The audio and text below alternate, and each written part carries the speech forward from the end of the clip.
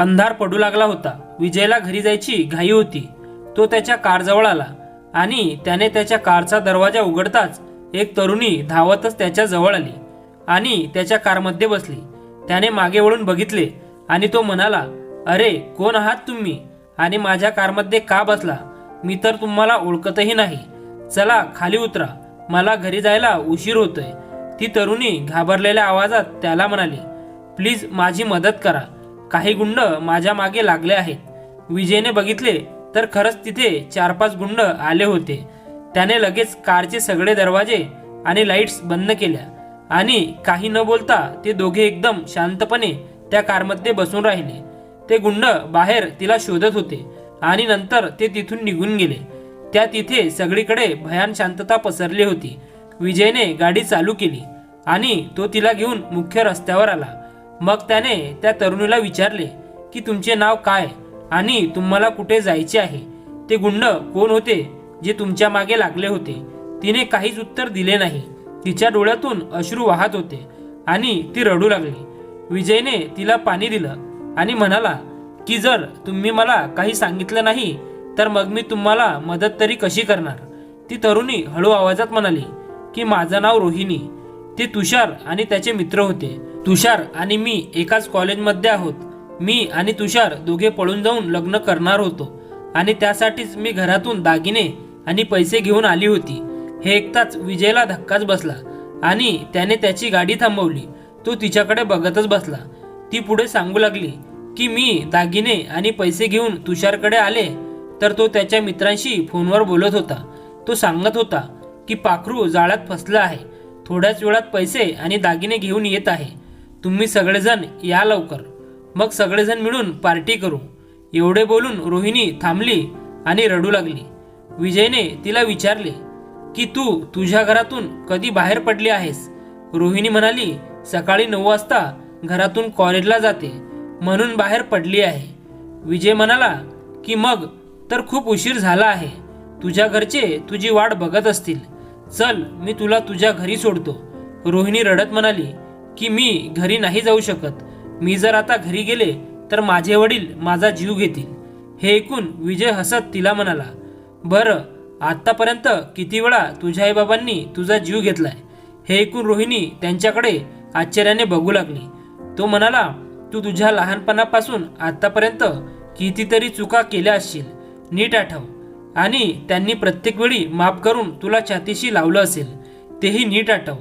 हे बघ रोहिणी, या जगात आईवडीलच असे आहेत जे आपल्या मुलांची मोठ्यात मोठी चूक सुद्धा पदरात घेऊन त्यांना माफ करतात. म्हणूनच तर आईबाबांना देवाचं दुसरं रूप समजलं जातं.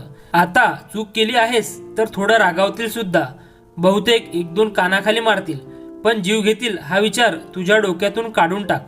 ते रागावतील तर त्यांची माफी माग आणि आवश्यक असेल तर त्यांचे पाय धरून माफी माग. तुझे आईवडील तुला नक्कीच माफ करतील. आज त्यांच्या पुण्याईमुळेच तू या गुंड्यांच्या तावडीतून वाचली आहेस, नाहीतर उद्याच्या पेपरची बातमी बनली असतीस तू. चल आता पटकन तुझ्या घरचा पत्ता सांग, मी तुला तुझ्या घरी सोडतो. खूप उशीर होतोय, तुझे आईवडील काळजीत असतील. मग रोहिणीने तिच्या घराचा पत्ता सांगितला आणि विजय तिला घेऊन तिच्या घराजवळ आला.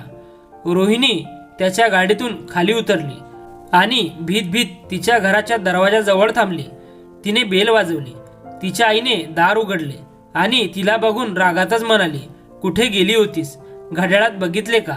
सकाळी 9 वाजता गेली आहेस, आता रात्रीचे 9 वाजत आले आहेत. ही वेळ आहे का घरी येण्याची? आणि तुझा मोबाईल का बंद आहे? रोहिणी काही बोलली नाही. तिच्या आईचा आवाज वाढला होता आणि तिची काळजी बघून आता रोहिणीला राहावलं नाही. तिने तिच्या आईला जोरात मिठी मारली आणि ती जोरजोरात रडू लागली. तिची आई म्हणाली, काय झालं? का रडते आहेस? काही बोलशील का नाही? तेवढ्यात विजय त्यांच्या घरात आला आणि त्याने सांगितलं की ती घराचा रस्ता विसरली होती. रोहिणीची आई समोर एका अनोळखी मुलाला बघून थोडीशी अचंबित झाली आणि म्हणाली, रस्ता विसरली होती? रोहिणीच्या रडण्याचा आवाज ऐकून तिचा भाऊ आणि वहिनी सगळेजण बाहेरच्या खोलीत आले. रोहिणीच्या भावाने विचारले, मोबाईल कुठे आहे तुझा? रोहिणीची वहिनी म्हणाली, मी कधीपासून सांगते आहे की तिचा मोबाईल ती घरातच विसरून गेली आहे. रोहिणीचा भाऊ म्हणाला, ठीक आहे, घरी तर आली ना, असे म्हणून तो हसू लागला. रोहिणी काही न बोलता रडत तिच्या खोलीत निघून गेली. तिच्या मागे तिची आई, भाऊ आणि वहिनीसुद्धा तिच्या खोलीत गेले. विजयकडे कुणाचेच लक्ष नव्हते. तो विचार करत होता की बरे झाले, इथे कुणाला काही माहीत झालं नाही. तो मनातल्या मनात देवाचे आभार मानून माघारी निघाला होता. तेवढ्यात त्याच्या कानात एक मोठा आवाज आला, थांब. तो आवाज ऐकून विजय जाग्यावरच थांबला. त्याने मागे वळून बघितले तर समोर रोहिणीचे वडील उभे होते आणि त्यांच्या हातात एक कागद होता.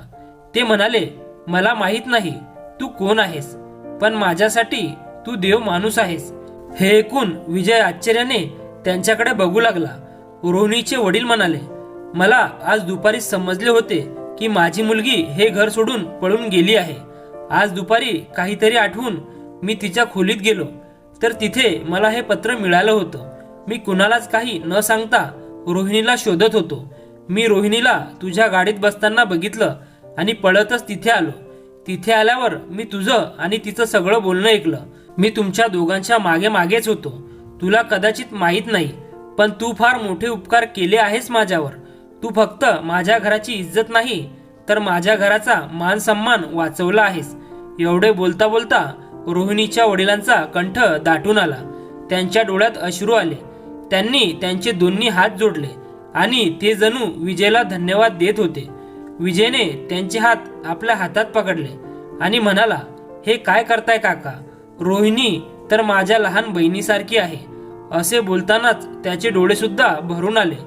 तो पुढे म्हणाला, रोहिणीने जी चूक केली होती त्या चुकीचं फळ तिला मिळालं आहे. तुम्ही तिला माफ करा. खरंच तिला तिच्या चुकीचा पश्चाताप झाला आहे. मी निघतो आता. मला माझ्या घरी जावे लागेल. आधीच खूप उशीर झाला आहे. असे म्हणून तो तिथून निघाला.